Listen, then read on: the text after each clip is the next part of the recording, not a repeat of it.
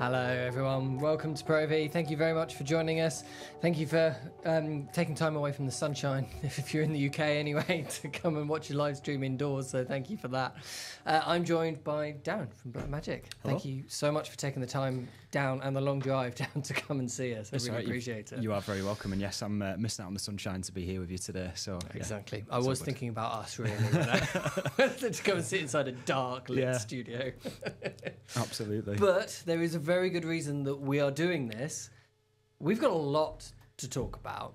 Yes. I mean, this was all launched a good couple of weeks ago now at NAB, and I'm still trying to process, even after multiple attempts to make content around it and all the rest of it. Yeah. There's so much here. It was a big NAB for us. I think 28 new product SKUs off the back of that. So yeah, a huge amount of content to digest, new products to understand. Hopefully today we'll kind of scratch the surface of that and kind of get a deeper understanding across everything that we possibly can in the time that we have. It isn't going to be a deep dive today because we'll save that for when we come back next month and the month after, and we'll deep dive into the specific products that we want to cover off. But today is a great opportunity for anyone who wasn't able to attend NAB or didn't get to ask any questions at the time. Chuck some questions in as we go. We'll try and answer some of them as we go, and we'll kind of give some context around some of the new products, bit of understanding around them, and see where we go from there. Absolutely. I mean, it would be very easy for this to descend into another sort of list of the new products saying this thing now exists, this thing now exists. We've done that, we've covered that. You guys have put out content around that. We've put out content around that. We will inevitably go through each of the new things and give a bit of top line spec, but it'd be great if we hear from the people viewing this about the questions that you may have, discussion points around them. I'm seeing people, we've got Morgan from the East Coast, Alamox from Japan, Stu's World from Berlin watching, and people joining the chat. So welcome, welcome. Let us know what you think about the new products. If you've got any questions, obviously, as I just have been doing, we can bring them up as we go, and you can join part of the conversation. So, how many did you say? 28? 28, I think. 28. Yeah. Where do we start with 28 new products? We'll start with cameras, I think. Cameras is a good place to start.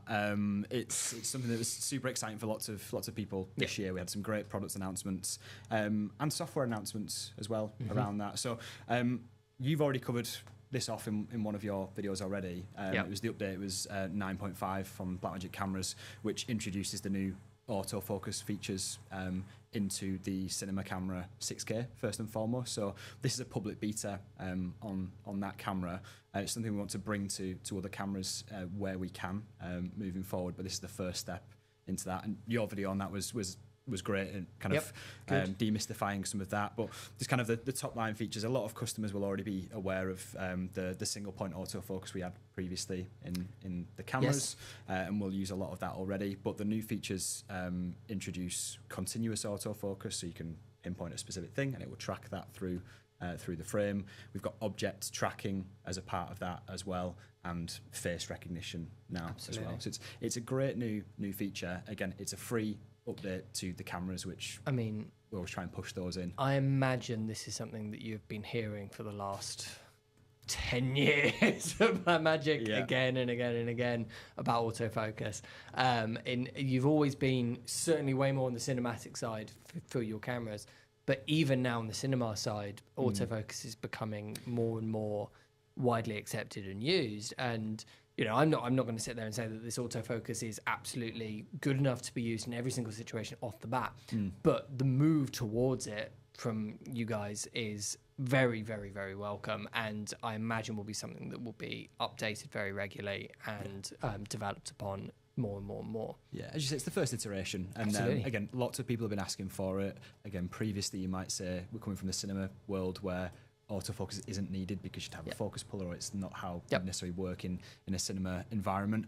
But as you rightly say, it's becoming more and more kind of asked for, more and more common in those spaces. So it's something we want to take a look at what we can do. We're really happy with the initial feedback from people who've already started to try it out and play with it on their cinema camera 6K, and then where we can go from there, we'll see what we can do. The questions are piling in, by the way, so thank you very much for everyone watching, putting in the questions. If you've got any more, leave them there. I will bring them up as we go and as we talk about each area, I'll be sort of trying to cross-reference what you guys are asking about and bringing them up at the suitable times. While we're still on the autofocus, I think the really important point that I was trying to make in that video that I don't want people to sort of gloss over when they're sitting at home thinking about, I don't know if the autofocus is good enough yet for me to use in my work, is the single point. Because yes, you had single point before. Single point now is very different to the single point that you had before. Before it would be contrast based, it would hunt and go, yeah, there. Whereas now it snaps on instantly. You know, you can have your finger on that button and you can go, boom, you're in focus, you're in focus, you're in focus, you're in focus. And that, you know, is a halfway house between the sort of face tracking and all the clever continuous autofocus features and not having any and be manually focusing. And it's a halfway house that is really useful. I think you made a point in your video as well that that's still probably the mode that most people will work in. Absolutely, for the work that they do. certainly right now. Yeah, definitely. We've got more updates on the way as well.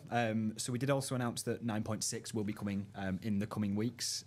This is a really, really interesting one. This has been asked a lot from, say, documentary filmmakers, wildlife photography and documentarians as well, is the pre-record feature that we want to bring into the cameras. It's initially going to be supported on the Pyxis on the ATEM Broadcast G2, allowing you to configure the camera to pre-record, and then it will have a set number of seconds pre-recording all the time. Yes. So as soon as something happens, you can hit record and you've not missed the action as it comes. So I think seeing how people start to use that and what they use it for is going to be really, really good fun. For anything in uncontrolled environments, this is so useful.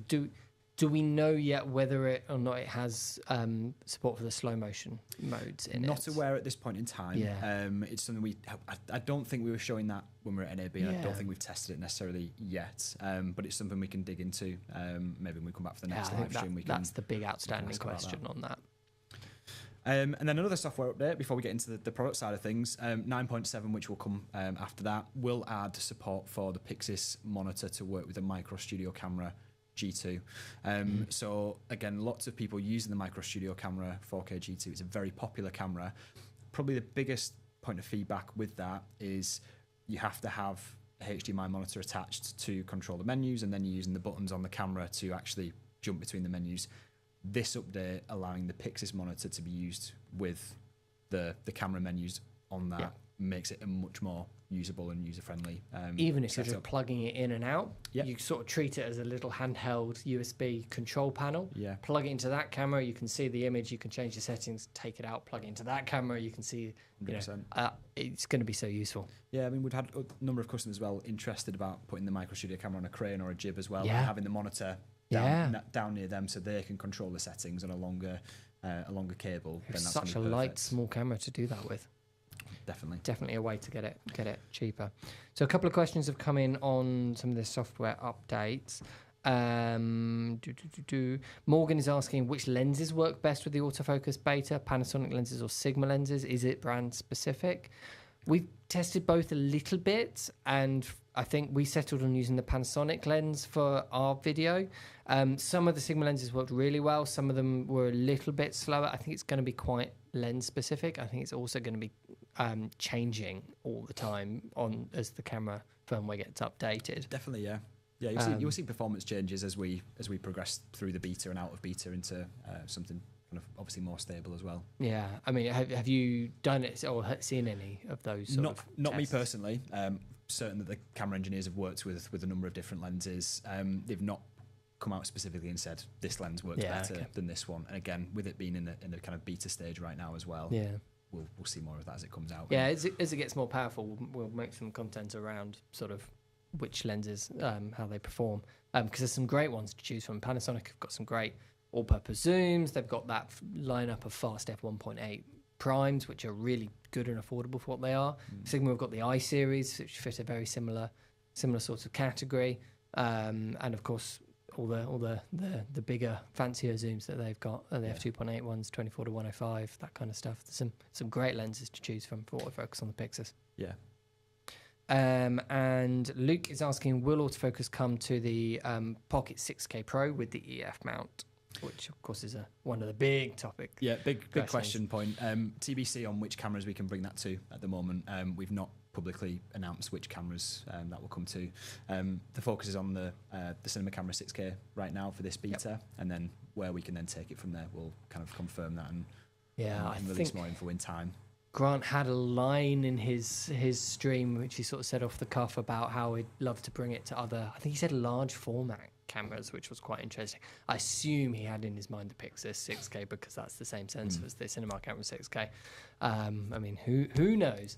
But yeah, it would certainly be lovely to see it across the older pocket definitely ones. But they are older cameras. We've got to keep that in mind. We don't know whether they're But they're up to it. But as you've seen, we always try and bring as many features to our products as we can. So we won't just supersede a product and put the new features in. If we can squeeze features in and we're able to do it without compromising anything else on the camera, then we'll try and do that. So yeah, watch this space. As soon as we've got more information on which cameras it could come to next, then obviously we'll be able to release some more information.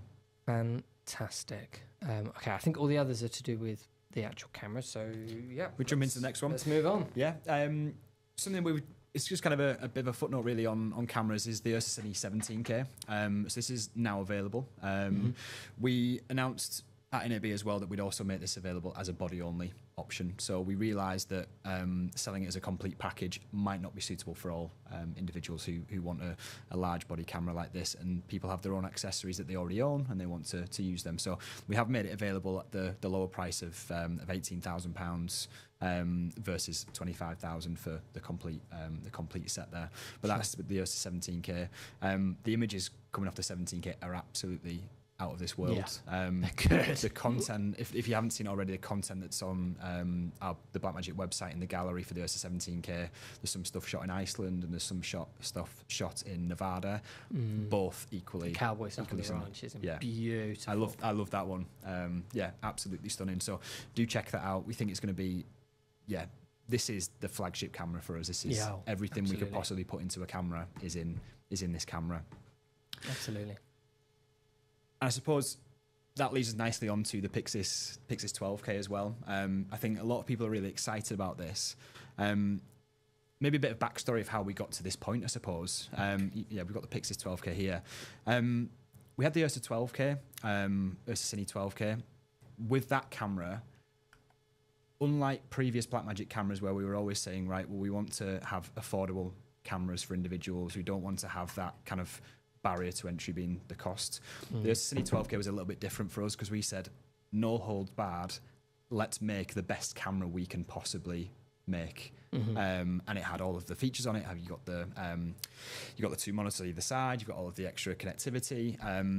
Everything about that camera is the best we could possibly do, and the sensor is the best sensor that we've ever made. That is a huge technical innovation for us. It's a leap forward. But obviously with that kind of pushing the boundaries of what we can do, it pushes the price of the camera up quite considerably and out of reach of many people. The Pyxis 6K on the other hand, much more affordable camera, box shape, quite adaptable. But that 6K sensor, the readout speed is slower, the dynamic range is less. It shoots 6K, whereas the Ursa Cine 12K will shoot 12K, 8K, and 4K resolutions as well. So what we decided we wanted to do was bring the image quality of that 12K sensor, which is incredible, and bring that to as many people as we possibly could. And the Pyxis body, the Pyxis platform, is the affordable way to do that. I mean, this is certainly going to be the camera that does that. I mean, that amazing dynamic range, a decent amount of that amazing high frame rate as well. And yes, the frame rate, the readout speeds in terms of rolling shutter are slower than the Ursa Cine by sort of half what the Ursa Cine was, or twice, I suppose I should say, what the Ursa Cine was. That's still really fast. Drop that down to 8K and 4K, it's still a really fast camera. It's just 11 frames a second 11 milliseconds rather than the performance is phenomenal. It really is. I mean, we're kind of looking at this as people are shooting content now that still needs to be kind of showable in 15, 20 years time. So why shoot 4K when you can shoot higher resolution that can have longevity and a longer lifespan to it? And also as well, this now becomes an incredible B camera for the Ursa Cine 12K. Oh, it certainly does. So if you're taking the Ursa Cine 12K on set, but then you need a smaller form factor camera for certain shots, for gimbal, this could be absolutely ideal as a pairing for that. So gimbal, your drone, everything like that. This is going to be amazing for those productions. Yeah, yeah. And we've got 3 models as well, so it is available as an EF lockable mount. Pyxis, sorry, the L mount for the one in the middle, and the PL mount is the one on the right-hand side there. And these are all fixed mounts, so just for people to be aware, unlike other Blackmagic cameras that have the interchangeable lens mounts, you buy the one that you need based on the lens mount that you require. Okay, a couple of questions have come in. Rajnesh says, any news on whether the Pyxis 12K will get IBIS? So I can tell first off the gate that the current cameras are not going to get IBIS. That's a mechanical thing rather than a software thing. As to whether any future cameras will get IBIS, I guess who knows, right? Again, another $1 million question. I like these questions, not the ones we can necessarily answer right here, right now. But again, we always take feedback on board. It's always good market research, right? Yeah, when enough people are asking for these things, it carries more weight, and we can kind of go to the product development team, product engineers, and say, look, lots of people are asking for this, so is there anything we can do there? Yeah, I mean, and on here, I think it's less needed. The cameras I'd love to see IBIS on are the smaller ones, the pockets, the next generation of that sort of lineup. That would be a really useful feature. Alamox is saying, what was the motivation not to change to V or even B mount batteries? What is realistic battery life with the chosen BPU batteries? Which is it's a great question, because that was a large part of the conversation around the Ursa Cine 12K LF was why was B mount necessary? Everyone's got V mount batteries. Why B mount? And then this comes along, which doesn't have B mount. Doesn't even have V mount. It's got BPU, which is an even lower voltage again with the same sensor. So yeah, I don't know if anything's. Yeah, I mean, it comes down to the requirement. The Ursa Cine, for example, it's such a beast in terms of everything it has on there, all of the monitors, all of the different power draw that you've got on that. You need a different power solution, and B mount was the right thing for that. With the Pyxis, again, sometimes it comes down to ergonomics. It comes down to balance. Having a V-lock battery on the back just might not have. It may have compromised the actual physical design of the products and not allowed us to build it in the way that we want to build it. So yeah, with the ports and everything, of course. And we land where we land. Also, very little, I guess, was said on the launch of the Ursa Cine about the processing inside. It was all about the sensor, not necessarily about the processing. But then when there was a really interesting line about why the readout speed was less. It was the processing had been scaled back a little bit. So I wonder if it's that processor change that is also plays a large part in that. But like you said, there's so much more going on with the Ursa Cine with different monitors and all the rest of it.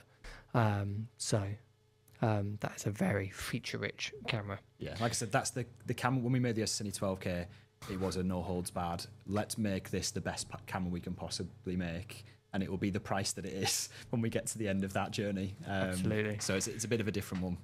Alan Marks has put another follow-up question saying a lot of online, he puts in quote marks, reviewers are complaining about the slow 11 milliseconds readout speed, but this is still comparable to most other non-extremely high-end cinema cameras. I would go one further than saying it's comparable to the other ones. Like, this is better than the other ones. The market's been skewed a little bit in terms of readout speed because of the Sony FX6, FX3, that sensor, which is very widely available in some really quite affordable cameras and is, on the whole, about 11 milliseconds readout speed. That is incredibly fast. I would say 15 or 14 is average industry standard for a good professional camera. You know, as you get higher than that, you start to go, oh, it's a little bit of compromise, but we can make it work. And you get lower than that, you go, oh, this is starting to get really quite good. Yeah. And so to go down to the 5s of the Sony Venice and the Ursa Cine, and, you know, you're starting to get crazy good where you almost, I would even argue that looks slightly better to my eye than a global shutter does, because it just adds that ever so slight amount of motion blur kind of feeling. Yeah. Without feeling skewered, so you can still whip your camera around as much as you want and it still feels good. And so it's a really interesting discussion about readout speed at the moment. I would absolutely disagree with anyone that describes 11 milliseconds readout speed as slow. Yeah. Because that is not slow, not in any way, shape or form. Bankole says, are the Pyxis 6K, 12K and Ursa Cine LF virtual production capable? Specifically, do they support Genlog via the reference in and out timecode port? The manual does not mention this. Very interesting. I'd have to check that. Not something I'm aware of. I would guess yes. I'm pretty sure they do have Genlock. Yeah. I think that's just an oversight on the manuals. Possibly, yeah. Look, if we get some details, I'd be happy to link in with the one of the camera specialists, and we can have some dialogue and confirm that, definitely. He also has a follow-up question that says, can you help me understand if there's any specific advantages to using a Blackmagic camera in an Ultimate Chroma workflow, or can I just use any old camera with no concerns? You can use any camera with it. Technically, yes, and you can use any camera with an Ultimate workflow. They're SDI and HDMI-based compositing systems. The benefit of having 12-bit camera sources going into that and full that ability in the sensor is probably going to be better than an off-the-shelf camcorder or DSLR, for example, in those environments. So you'll see really good performance when you go to any of our trade show events and you see Ultimate. We're always using either a Pocket or an Ursa Broadcast, for example, on there, and the image is going to look great. But in theory, you can use any camera. You're going to have slight differences in probably image quality, but the sensor that those cameras have is going to play a part in that as well, and whatever they output out of their SDI or HDMI outputs as well, if there's any compression on those and how that's coming out. Well, it's pretty much all your cameras have 12G, right? Yeah. Okay, questions are still coming in. There's a lot of buzz about this camera. So Isaac is saying, what Blackmagic design camera do you think is best for green screen keying? Is the RGBW sensor a advantage in that scenario? That's a really interesting point of discussion. I guess we have to see. Now, it's 12-bit RAW with a very high resolution, which is very, very good for green screen because you've got so much detail and color information going on there. But by nature, specifically for green screen, an RGBW sensor has got less screen pixels than a Bayer pattern sensor.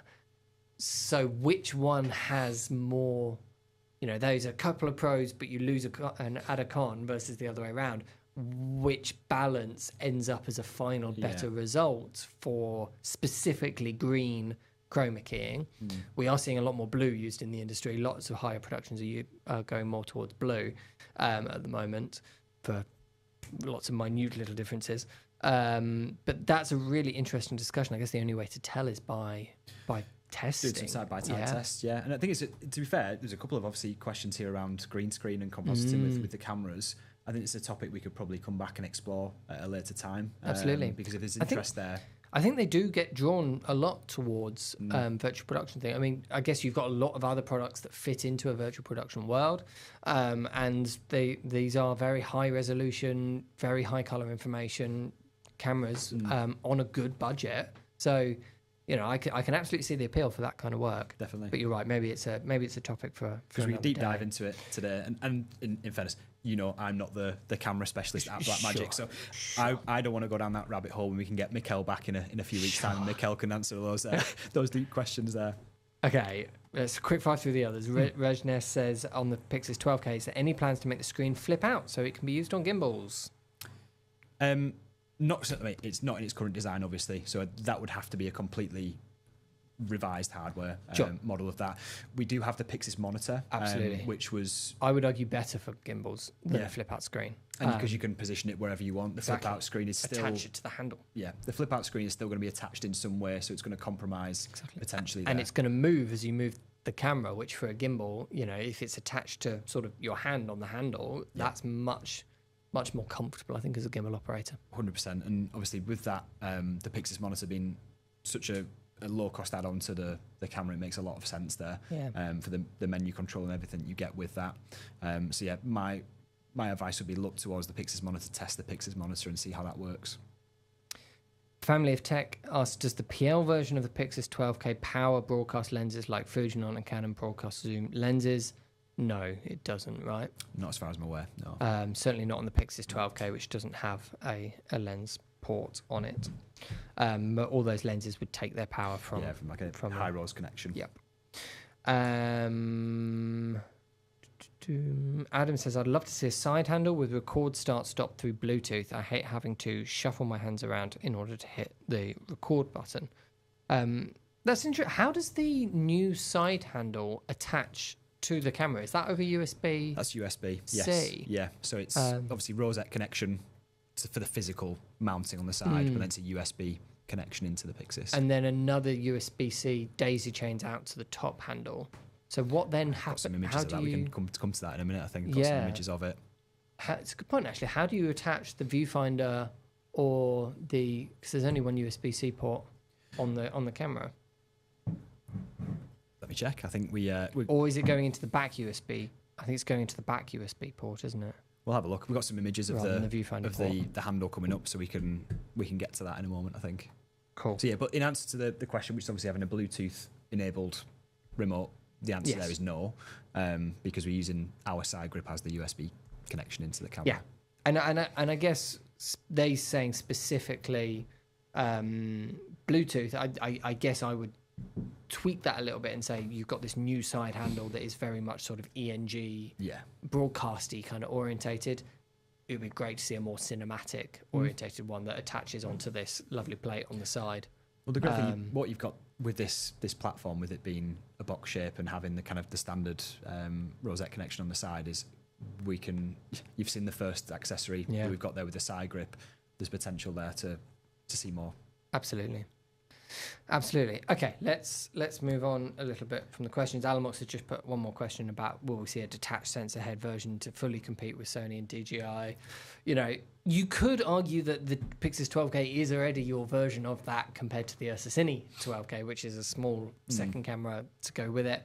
It's not entirely a detached sensor head thing, but you know, it kind of can be used in a similar kind of way to the Venice Rialto and DJI. Yeah, I mean, we would kind of build this as a B camera to the Ursa Cine 12K, it's not a detachable head, as you say, so it's just something different to that. Sure. We did have a few slides on the sensor. I thought worth just running through. Maybe answer some of the questions if anyone's asking around sensor performance in those different resolutions as well. So we've got the sensor spec, obviously on screen there. Then these are the performances in the different resolutions that we can shoot at. So we mentioned that with the Ursa Cine 12K and with the Pyxis 12K, they can shoot 12K, 8K, and 4K, and you get amazing performance in 4K and 8K as well as 12K as well. So 4K open gate there, you've got 72 frames per second shooting. If you shoot in 4K widescreen, that goes up to 112 frames per second. Jumping up to 8K, open gate is 72 and 112 for the widescreen formats.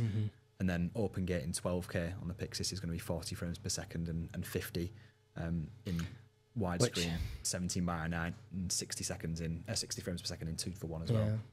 I mean, it's a step backwards from what the Ursa Cine could do, but arguably more than enough for, you know, pretty much every kind of work. 100%. You know, there's a lot there, which is amazing.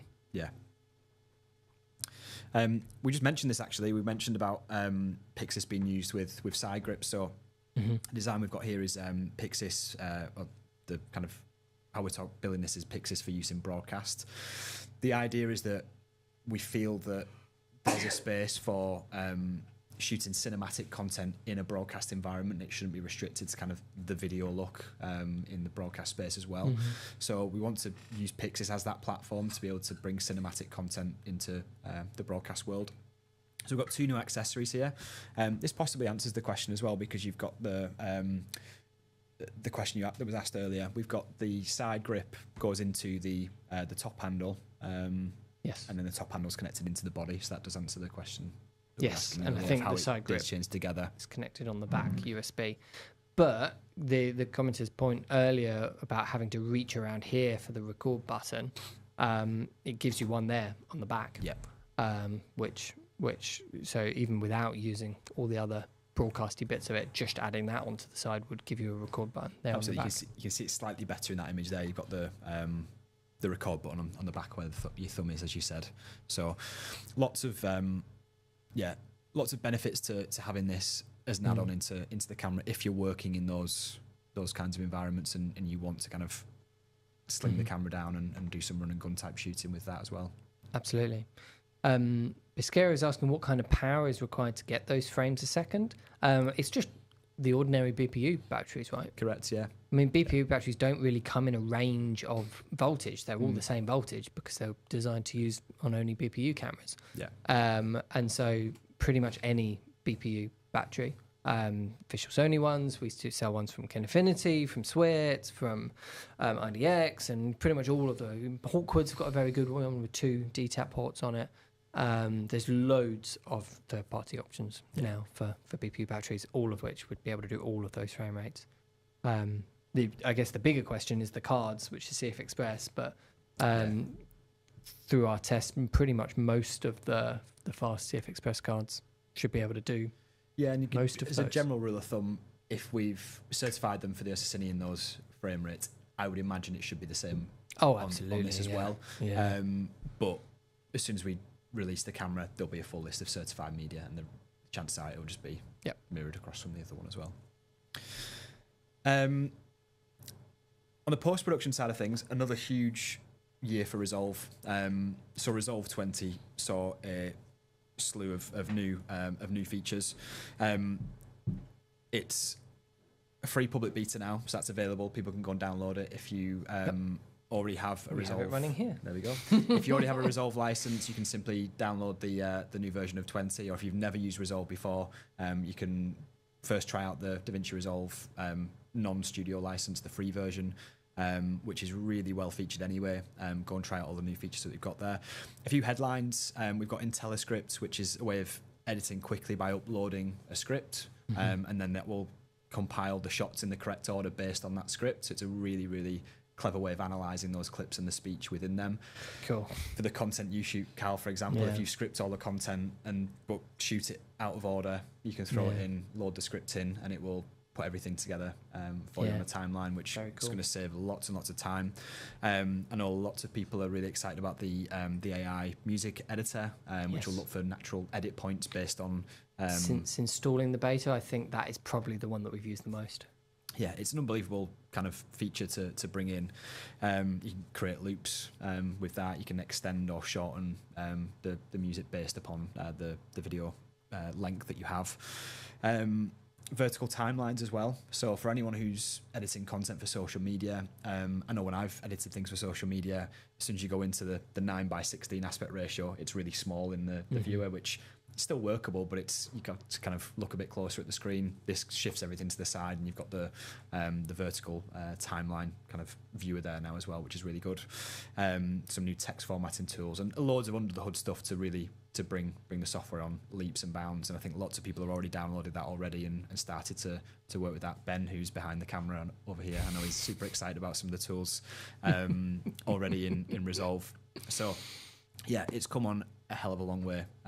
Just for a bit of fun as well, wanted to pull up some slides showing Resolve through the years as well.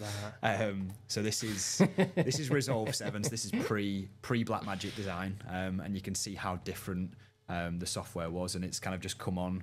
But also how there's some design like you look at those sliders on the bottom left, that's similar design language to what you're using nowadays. Yeah, there's certain things that have gone away and then come back, absolutely, but you can see kind of how it's evolved massively through that time, how we took it on quite a lot with our first iteration, and then it's continued to evolve from there. So yeah, some big leaps forward with Resolve, and Resolve 20 is incredibly powerful now.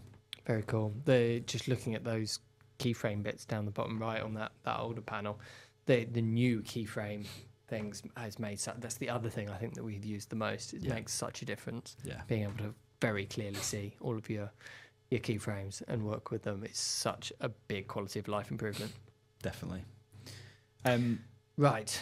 Any questions on Resolve? No, I think Resolve, nothing's come in on. I think there's so much to talk about there that we could very easily go down an entire rabbit hole. So let's we'll definitely do is I think we can dedicate an entire video to Resolve 20 at some stage in the future as well, and one of the Resolve specialists can come back in and do a full run through of that. I think it'd be really important, because if we were to just stick to Resolve, we'd be here for the next couple of hours anyway, just on that. Also, if anyone is looking for some really good Resolve content, our friends over at Team 2 Films, Natalie and Leon, have made some very comprehensive videos on each sort of area of Resolve and every single thing that is new. They show literally every single new feature across 4 different videos. So those are fantastic. Definitely go over to Team 2 Films and watch that. Questions coming from Bankole on something we were talking about a little bit earlier, but look, he says, looks if you have the top handle on Pyxis and side broadcast handles equipped, you can't use the Pyxis monitor anymore, like for shooting down low. We believe you can. We've yet to see them in person. I don't know if you've seen them in person. Very briefly. Right. Very briefly. They connect over this back port, I believe, and then they daisy chain into each other. So the front viewfinder USB-C port is still available for the viewfinder or the Pyxis monitor. So those monitoring accessories are not affected. It goes through the back port, I believe. I think so. We can confirm that, and certainly again, if we're wrong, we'll put it in the comments. Yeah, and we'll do another video as well on the Pyxis 12K as soon as that comes through. I certainly will. Certainly will. A quick mention just to some cloud storage systems. So we've got a number of cloud storage solutions already, so the Blackmagic cloud stores, etc.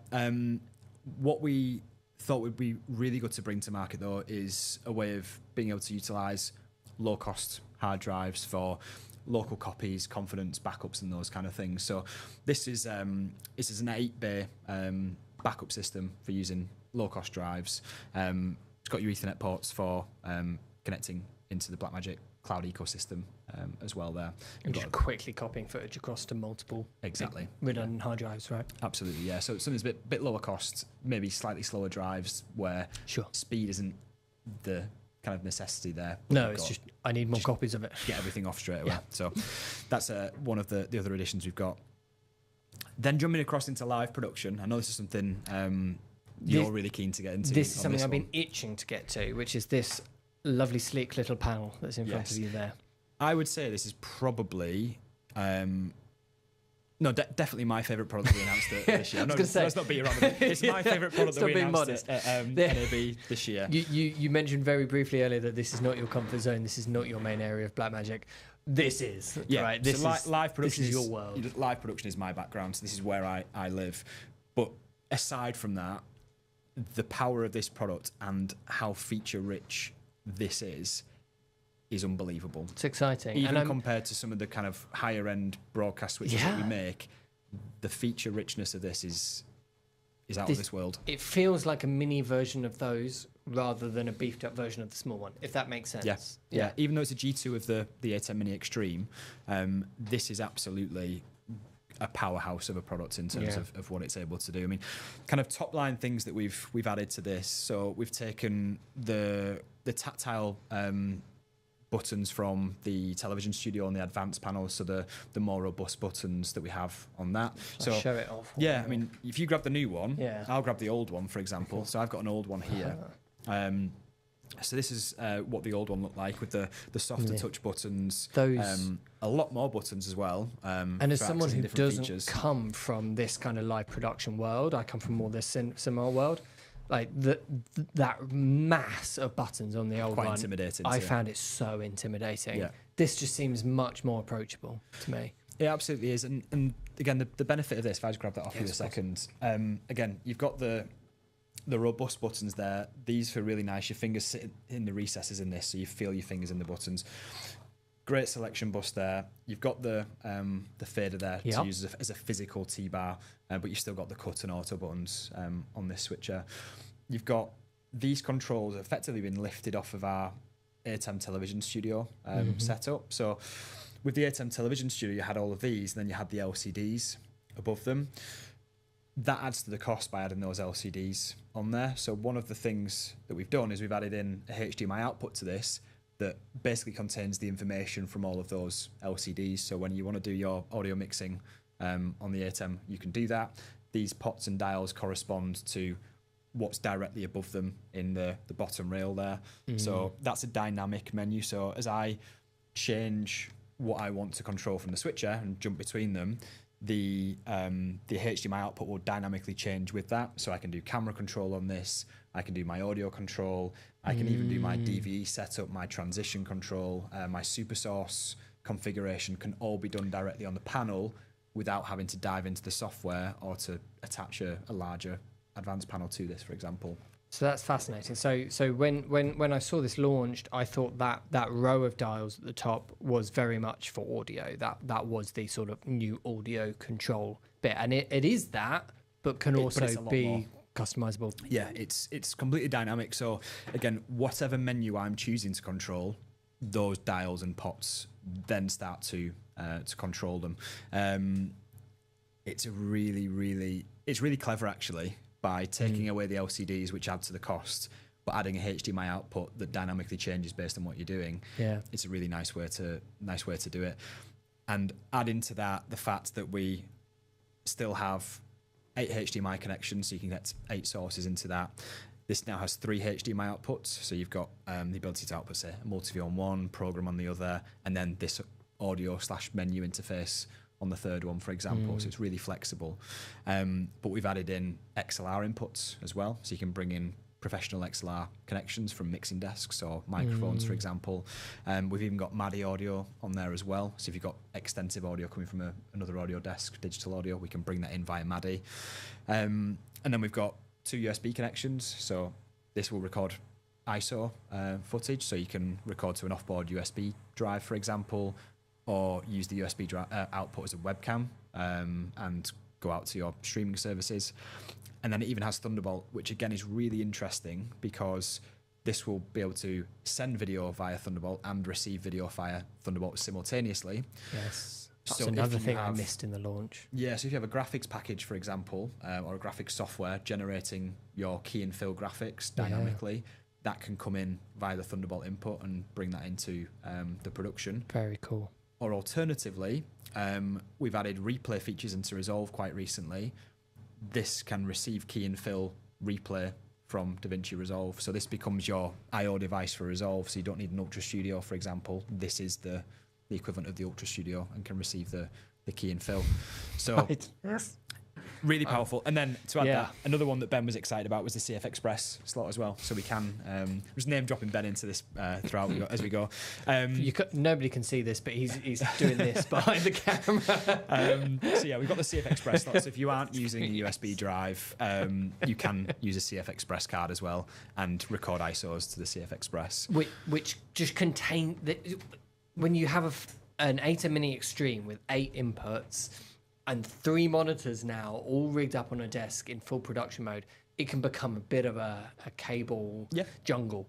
And so not having your media being recorded onto a separate SSD that's hanging off on a separate cable, having it as an internal drive is such a small thing that is going to make such a big difference, I think, to people's quality of life. So there's a huge amount of owners of the G1 version of this out there. I looked back at some of our sales figures and it was our best over the last 5 years. The ATEM Mini Extreme ISO was our best selling ATEM product. The HDMI 8-channel ISO version, our best selling one. And so for those customers who have got one of those, what would you say the main differences that they will see after upgrading to this G2 are going to be? So I think we touched on them a little bit already. You've got the XLR connectivity, which you don't have on the other version. So if you are connecting to professional level equipment that has that XLR connection, that's going to be a big benefit, not having to convert all that across. You have got the CF Express slot, as you say, trying to keep things small, compact, as an all-in-one switcher should be. That's a huge benefit. That Thunderbolt interface, though, for getting graphics in and out or getting video feeds in and out is going to be huge. Plus, I didn't mention earlier as well, it's got a 10G Ethernet port on there, so we can transfer that content off the CF Express slot directly really quickly as well, so it's fast transfer of that data. But then generally just the usability, I think, having the T-bar fader, having those pots and dials to do all the control of those menus without having to go into the software necessarily. We're pulling all of the features that we've got on the television studio, which are super popular, and kind of jamming them into this one. And I think people will see a huge difference in the speed of use for pre-production, for setup, and also how much is needed to kind of go with if they're kind of moving the kit around, how much you can self-contain this.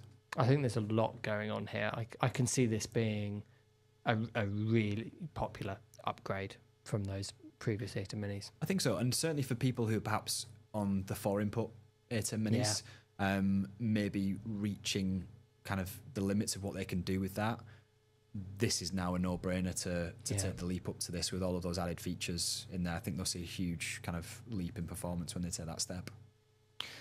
Absolutely. One product suggestion from Alamox, which I quite like the idea of, is any possibility of a mini audio panel with these types of controllers, but for editing desks, so Resolve.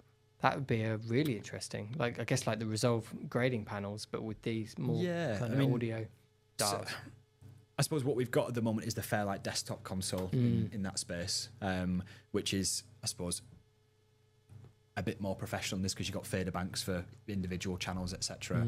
on this. But I think in terms of an idea, that's a great idea to see something like this for the post-production side. Absolutely. Cool. So, I mean, there's so much more we could talk about with that. We were laying some groundwork a little bit before this of ways of getting more practical demos of this, be it a long-form video, being another stream. We're not entirely sure yet, but we're all pretty committed to trying to get a lot more content on this G2 coming. I'd love to come back again and we can do a full run through of this and show off its powers and what it can do, the ISO capability, the streaming capability, the control of HyperX, for example, everything that we can do from this. Let's get something in the diary and come back and do that. Let's do it. Okay, so there's a lot of other live production. Loads more stuff to come. Opposite end of the spectrum, you've got the 4ME Constellation 4K Plus. So this thing's huge. Yes, this is the biggest switcher that we've ever made. This is 80 inputs, 48 outputs. So just look at that. Yeah, as many BNC connectors as we could possibly get onto the back of this thing. Can you imagine how much of a jungle that's going to be if they're using all 40 inputs on that? It's going to be, it's a beast. But where we've seen huge demand for this is things like esports, where there's got so many sources. We thought our 40 input switcher was great and people are using it all the time for big productions. We'd speak to customers like esports, for example, and they're like, it's great, but we would love to see more inputs because now we're currently having to go into a video hub router and use that to reroute things, but then we haven't got access to everything at the same time. So can you just make a bigger one? And this answers a lot of those questions there. And larger, big broadcast productions, there is often a need for more than 40, and this is where we are with the 4ME Constellation 4K Plus. Obviously, it is 4K, so it's all 12G capable as well. Super powerful in terms of its feature set, which we won't go into everything today. An incredibly powerful switcher there as well. But alongside that, we also announced the ATEM 10.0, which is an update coming for Constellation, which I know, having spoken to you, there's a little bit of maybe some confusion around what this actually means and what shadow busing is. I fully admitted to you, I completely glossed over in this part of the live stream. I went, I don't understand this. So let's do this then. let's explain shadow busing to Carl, shall we? In its simplest terms, a multi-ME switcher allows you to run multiple productions simultaneously or work on one ME and stack it down into the second one, and you can kind of layer up effects. But for the most part, people will use one ME for one production and the second ME for another production. Where that's practical is venues, for example, say a sports venue where you're doing a live broadcast which is going out to the world on TV, but you're in venue AV, so your big screens around the sports venue are doing something slightly different. They've all got access to the same sources, but they need to show different things on those sources. For example, advertising can be shown inside the stadium, but can't be shown on TV, or vice versa. Gotcha. Also, in the UK, for example, replays can't be shown inside the stadium, but they can be shown on TV. So that's why you have separate MEs. You can run those productions simultaneously.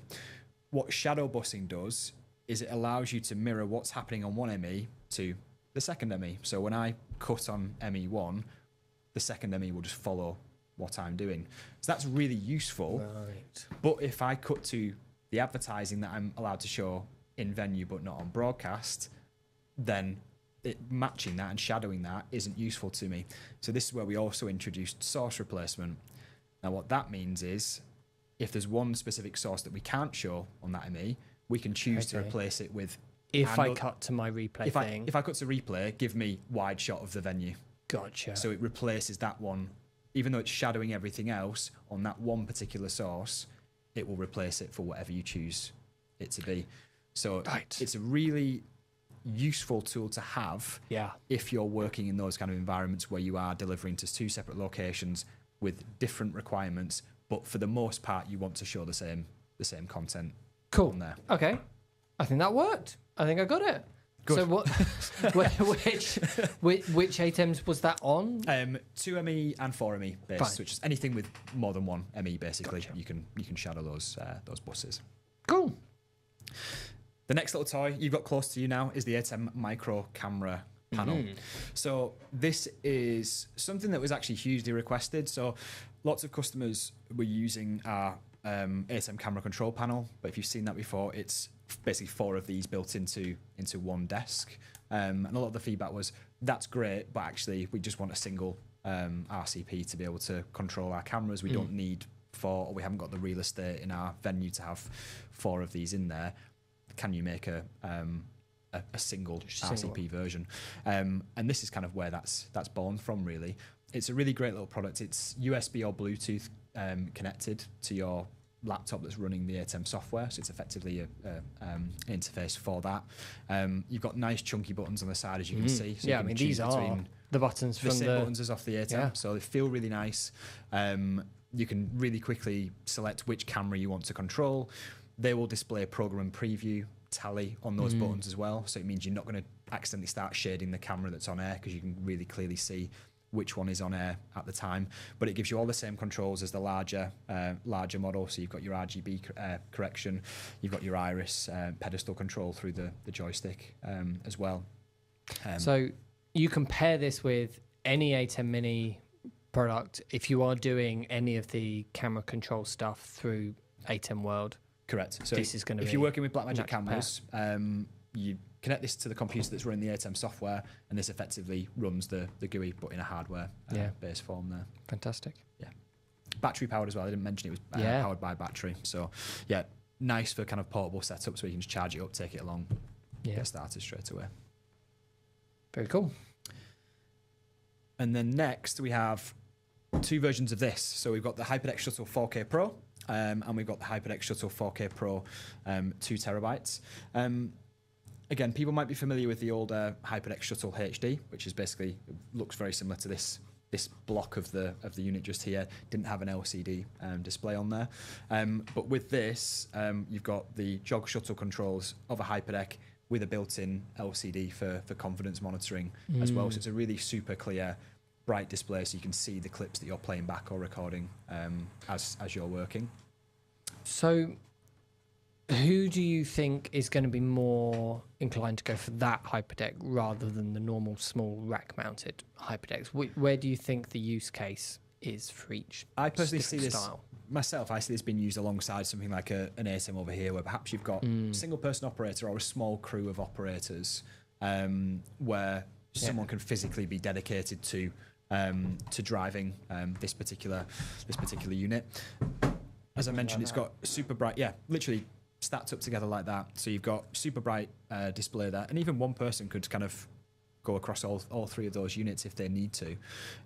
You've got the super bright LCD, the menu in there, which has kind of been lifted straight from our video assist, so it looks really familiar to anyone who's ever used a video assist before. A lot of the operating system, the Blackmagic OS across our products now, is becoming more in line with each other. So if you've used one product, it's much easier to transition to another product. But yeah, you've got a super bright display there to see the content. It's a really high nit value as well, so in bright conditions even you're going to see that super clearly. There's a thumbnail viewer in there as well, so you can jump in, search for the thumbnail of the clip that you want to play out, select that and play out from there. In fact, we've had a question on sort of that. Isaac says, would love to have the ability to use this new hyperdeck shuttle to control multiple different other hyperdecks. The UI for choosing the network storage location is killer. Yeah, that's an interesting one. So it can't do that. Doesn't control other HyperDecks. Yep. For that, you'd need our HyperDeck Extreme control, but that's a rack mounted. That's a rack mounted product. But yeah, the idea of being able to control other HyperDecks and just have a jog wheel to do that is a nice thought, but not something it currently does. Sure. Yep. I suppose a quick mention to the connectivity as well. This is SDI and HDMI based, so you can use this in either HDMI environment or a more professional SDI based connections. It does have key infill as well, so you can use it for graphics packages if you need to. Sure. Moving on to the Blackmagic streaming encoder here. Again, I think there was a little bit of confusion around what this product was, but mainly because it's a bit of a rebrand of a product that we already had. So this is the new name for the Blackmagic Web Presenter. Yep. When we launched the first iteration of Web Presenter, it was basically a USB webcam device, so it made sense to call it a Web Presenter. As that product has evolved to include inbuilt streaming and encoding in there, the naming convention made less sense as time The Web went by. Presenter's got way more capable over the years, and also other things have got things like UVC support, which has sort of done what the Web Presenter did in the first original place, and so it has got a little bit sort of, the waters have been muddied. Exactly. So what we decided to do was rename this one. We've also got a product called the streaming. Have I just get past it? I think I've skipped the slide accidentally. We've got the streaming decoder as well, which sits at the other end and replaces the Blackmagic streaming bridge. So effectively now you've got an encoder at one end and you've got a decoder at the other end, and both do the job there.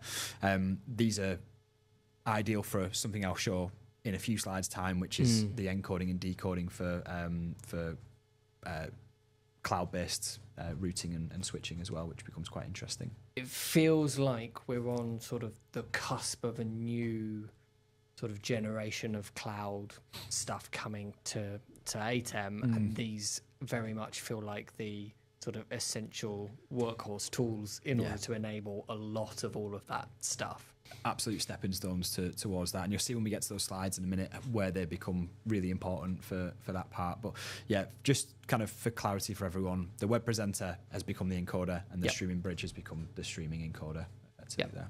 And leaving the Web Presenter aside, essentially now you've just got one encoder for getting things up onto internet and one decoder for getting things down from internet. Exactly. You're not used to encoder decoder terminology. It's as simple as that. That's it. You've got HDMI SDI inputs from source, goes up to the web, and then the other end decodes that, as you say, back to HDMI or SDI to bring into your switcher. So ideal for remote kind of production environments, or just pulling a remote source from somewhere.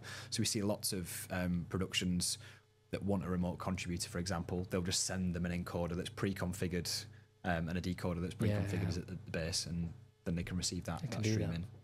Yeah, because this is all just done over the public internet. No port forwarding needed. None of that kind of stuff. Correct. Yeah. Amazing. Yeah.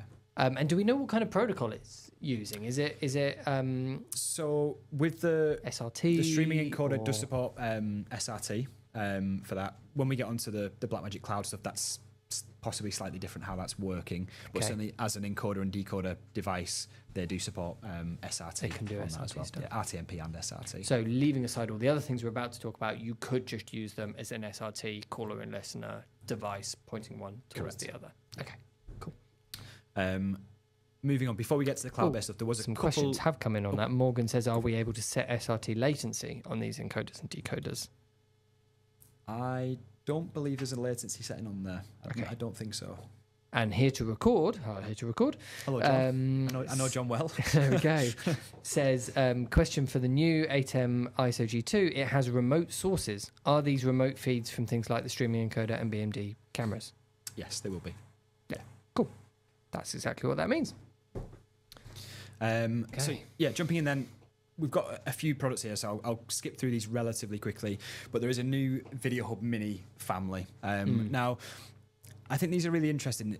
Perhaps if you've never used a Video Hub before, these are the kinds of things that will get you into that world. So for anyone who's not familiar, Video Hub adds flexibility into a setup. So rather than connecting camera direct into a switcher and that's the fixed path of the signal, if you put a Video Hub in between, it gives you flexibility because you can take one feed in and route it to multiple destinations out, or change what's going to the outputs all the time. So what that means is I could have all of my sources into a video hub first and then output into my switcher here. And without having to recable anything, I can choose which goes to which destination. So it adds a real amount of flexibility into that. We've got 3 new models. We've got a 4 input and 2 output video hub. We've got a 6 input and 2 output video hub. And we have an 8 input and 4 output video hub. And the way these have been designed is they're perfect and ideal for popping on a desktop, for example, and having them in easy reach to access the buttons, or they can be built into a rack if needs be, and put into a rack room if that's what's required. The really nice feature on these though is the fact that, as you can see on the front of them, there's also an SDI input and output there as well. So on the back you've got your inputs, your loop outputs, and then your fixed outputs. But on the front, you've effectively got an emergency input. So imagine you're in a scenario, everything's pre-cabled, but then someone runs up to you and goes, oh, I just need to get this into the production, and they've got a source they want to plug in. We can plug it into the front of one of these video hubs. It basically hijacks the last input, because we kind of guessed that will be the lowest priority if it's the last one, takes over that, and then becomes the input on that one. But really nice little kind of utility products, I suppose, is a good description for them. They're not the sexiest products in the world, but they do a really, really solid job in terms of they will create a lot of flexibility within the production environment. Absolutely. So, and what kind of productions do you think, like for example, we've got a really simple setup on here right now. We've got 3 SDI cameras, an SDI converter coming from your laptop, all being fed back into an HDA ISO, all over SDI, and we're not using one of these at all. They're all just going straight from those straight back into the mixture. While building this, it didn't, to be honest, enter my mind to use one like this. Should we have? Is it for this kind of world, or is it when you're taking a step above that, do you think? I think it absolutely could be in this type of world, because the benefit of these as well is because they've got loop outputs on them, these can be used anywhere in the production chain without affecting what's actually happening. So you could have one in front of you on your desk, and if you had your own personal monitor, you could have all the sources coming into your video hub, and regardless of what Ben's doing with the main production over here, you could be playing around what's on your monitor. So I want to see what Darren's got on his laptop at the moment. I want to see what's on camera on the wide shot, or this one, without looking over my shoulder and looking at the monitor over here. Interesting. You could have your own personal monitor. So because these can be in line and not end of chain, because they will loop out, you can have them anywhere throughout the facility.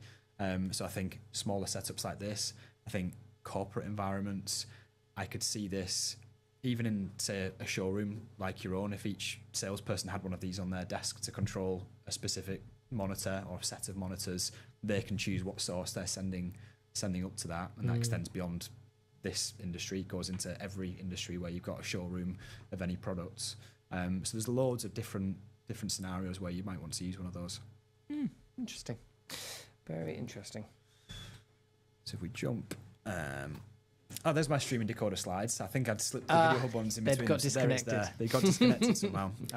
Looks very similar to the encoder, but it does the reverse, as we said. Yeah. But that does feed in nicely into Blackmagic Cloud.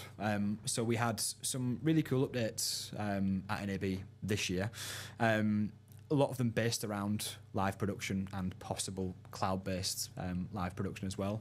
We kind of looked at live production, and there's three ways to do it, I suppose. You've got switcher on site with the cameras, and you've got zero latency, but you need operators to be on site, and everybody needs to be there and all in the same location. You've got to take all the equipment to it. Again, using our example right here, that's what we've got here. Exactly what you've got here. The second one would be centralized control room off-site, and the cameras are streamed to that. So all your cameras are here. I go to the Blackmagic office, you stream them to me, and I've got some production equipment there for mixing that. That's method number 2. And then method number 3, which is something we think is really interesting, is having no extra equipment at all, just the cameras on site, and then streaming those up and doing that production in the cloud, which could be perfect for small, low-cost jobs.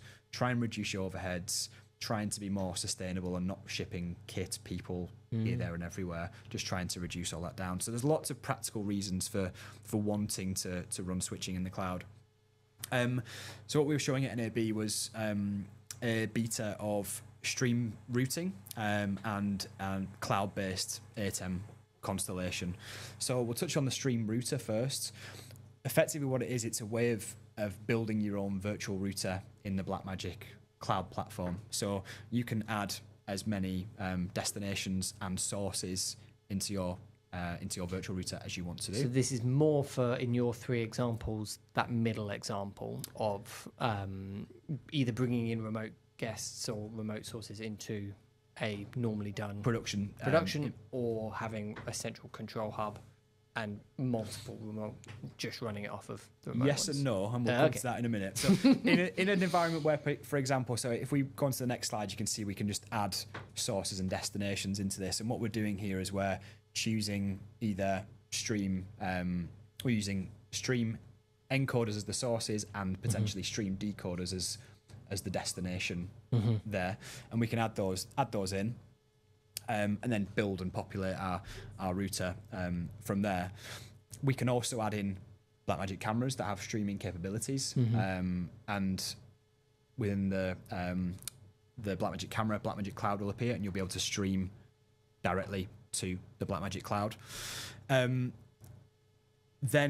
when it's up there and it's accessible via the cloud-based router, this is when the ATEM Cloud constellation comes into play, because we've now got a cloud-based ATEM which will have access to 4 inputs, 3 outputs, and it's going to have full camera control. It's going to have upstream keyers, downstream keyers built into this as well. But the sources for your ATEM could be anything that's coming into the stream router. So you just pull the stream router sources in there, and then your destinations will be going out from that as well. So in effect, the cloud-based routing that I showed you a minute ago could be scenario number 2, where you've got some equipment on site and you basically pull down the decoded signals and put them into a physical switcher. Or it could be number 3, which is this one, where the switcher doesn't physically exist anymore, apart from it's a cloud-based switcher, and our sources are remote sources that we're pulling from the router effectively. So you don't need any production equipment other than using this cloud-based ATEM switcher. Very cool. Morgan's asked a question, looking forward to testing this. Will a beta be out soon? How far away it was quite early when we were showing it at NAB. I expect there's going to be some testing that's done behind the scenes first, and we'll probably bring in some private beta testing, I think, around this to begin with, to see how this works. We'll have more information in due course on that, but I'm not expecting it in the next month, for example. Yeah, so just as soon as we've got more information, we'll let you know more. Cool. Here to Record has also asked, will the cloud ATEM have super source? Fingers crossed. And in theory, can you have a bigger input-output version? So we didn't mention SuperSauce specifically in this, and I didn't see it when we were demoing it at NAB. Not saying it won't be in the final ways, but I didn't see it there. But if it's quite early, maybe that's something that is exactly not quite ready yet. Yeah, possibly. The focus right now is on a 4-input version. There's a lot of work to be done to get this to work the way we want it to work. But in theory, the potential is that we'd offer expanded sized ATEMs within the future as well. Absolutely. He's also put any updates on pricing for cloud ATEM beyond the source/destination pricing. Will there be a rental of the ATEM or anything similar? TBC. I think the pricing that was discussed in Grant's launch video is as much information as we've got on that at the moment. Makes sense. Last little note on cloud as well before we do come towards the end. There has been an update to Blackmagic Cloud to offer it as a generic storage platform now as well. Yes. So rather than having, what it means is you can now access media without having to have a physical project in the cloud as well. So you can use... So previously, which is what we're doing right now, you would have projects based up in the cloud, and you can have media inside those projects, obviously, like your clips, your media files, your audio, everything like that. But if you wanted anything accessible on Blackmagic Cloud, it had to be inside one of those. And if it was needed to be accessed across multiple projects, it had to live in all of those. And so for example, we have, I mean, everyone does have folders of stuff that you use in all of your things, like our logo and all that sort of stuff. And so now with this, they could just live on their own folder inside Blackmagic Cloud, and just all of those projects could pull from that. Yeah, exactly. So it's a small update, but it's just something that's going to make people's lives much easier, I think. Big old quality of life difference. Yeah. Definitely. Our final product update of the 28 that we dropped were 2110 based. So 2110 is proving to be hugely popular. Every show I go to now, the 2110 section of our stand is just getting more and more popular every single show. So there's a huge demand for people wanting to move to IP based workflows, and we're just expanding our portfolio of products in that space. So a couple of new products. This one's a conversion tool, so it's the kind of, you may have seen the up-down cross HD, which is a small mini converter based device for converting between SD and HD sources. This expands upon that because it's now 12G capable, so it goes all the way up to 4K, and it has 2110 input and output on there as well. So a really useful conversion tool to be using in a 2110 infrastructure. We then added a couple of SDI to HDMI based IP converters as well. So these add on extra audio connectivity. So you've got audio outputs built into these now as well. You've also got remote control as well, so you can connect to an external potentiometer and do some more tweaking of that as well. So we've got this version, and then we have another version which has 10 XLR outputs. So this is designed for use in perhaps a surround sound environment where you need extra audio outputs as well. But it's SDI to HDMI / IP to HDMI on there, and gives you a nice conversion tool for those conversions. And then finally, the last product I'm going to talk about, I promise, is the Detlink IP, which we do have this lovely looking capture card just here as well. Yeah, for something that's going to be hidden away inside a computer, it's just a very look quite pretty, designed doesn't it? product. So yeah, the industrial designers have been hard at work making this one look super pretty. But this is our 100G IP Detlink card. So we have got other Detlink IP based products. This one's got the 200G inputs. This will do 8 Ultra HD channel capture and playback, so it's great for bringing video into and out of computer systems. So it's interesting to see what people start to use that for as they're building their own systems, and kind of whether that be for multi-channel capture, ingest, or multi-channel production. They're going to have the capability to do that with an IP infrastructure with 8 Ultra HD channels, which is super powerful. Fascinating stuff. So there's a lot there, isn't there? There's a lot to digest, and to be fair, we've only scratched the surface today. I apologise for anyone who's got some deeper questions, because we will come back and tackle each individual product as it comes to life. I mean, as you were talking about the 2110, I was sitting here thinking, yeah, we haven't covered any of that. We should do something on that. Definitely. just that alone. I have a 2110 guy. He can come in and spend some time with you. That would be absolutely fantastic, because that's certainly an area that I need to get my head around a little bit more. And there's a really robust sort of collection of products going on there now. It's really expanding out. So yeah, that portfolio is getting huge now. Yeah, absolutely. So yeah, some very exciting stuff. Pyxis 12K, ATEM Mini Extreme G2, all of this other stuff. A lot. Here to record says, wait, is that all you had to show? Yes, thank you. I mean, wow. So we'll line something up in the future for the ATEM. This we will obviously, as soon as, I mean, for clarity for everyone watching and confused, this is a 12K. Yep. It says 12K on it. Take the lens cap off. It's a 12K exactly. sensor. You can tell, of course, by that. Just pointing it down the camera lens. That's not a working one yet. You can't record on that, all the rest of it. So once we have a shipping final version, we will be putting that through its paces. I'm very excited to play with the Pyxis 12K, and hopefully some even sooner than that content on the ATEM Mini Extreme G2 will be very exciting to do. But thank you so much for that whirlwind tour. That's all right. And for anyone who's going to come to MPTS in a couple of weeks in the UK, we will be there showcasing some of the new products as well. Absolutely, so we will also be there. But yeah, and you've also got a speaking. What's it called? Seminar theatre. Seminar theatre. Yes, we've got our own. We do have our own seminar theatre at MPs, as well as the Blackmagic stand. There's going to be a seminar theatre there as well. So we've got a few different presentations going on there. One of them will be around the new ATEM, so that should be really exciting to see that being put through its paces. We've got some content around Resolve 20, so a bit of a deeper dive into the what's new going on there, some of the cloud-based stuff as well. So yeah, definitely get down if anyone's in the region and check it out. Absolutely. Come say hello to both of us, and yeah. Absolutely.